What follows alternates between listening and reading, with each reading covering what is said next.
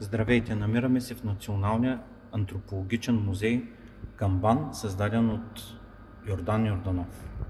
Веднага след като влезем вляво се намира възстановка на пещера на първобитните хора по българските земи.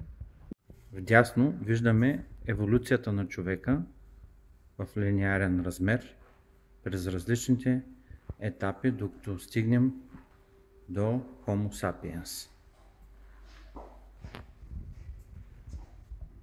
Интересна разлика се наблюдава в погребенията. Това е езическо погребение в поза хокер, а тук виждаме християнско погребение.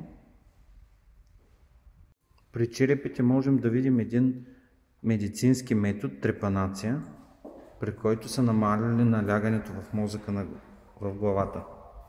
Тук можем да видим интересни черепи от село Топола до Бълчик, където са им слагали шини за удължаване на главата. Тук намираме и бюста на цар Калоян. Тук намираме и как е направена възстановката на тракийската принцеса от Враца.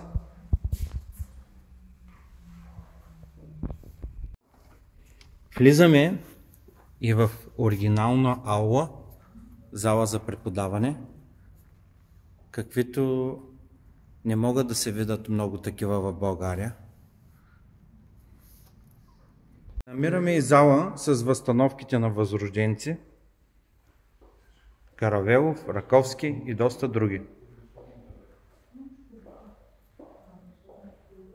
А в дъното виждаме огромна стена с черепи. Различни по вид, интересно и по цвят черепи.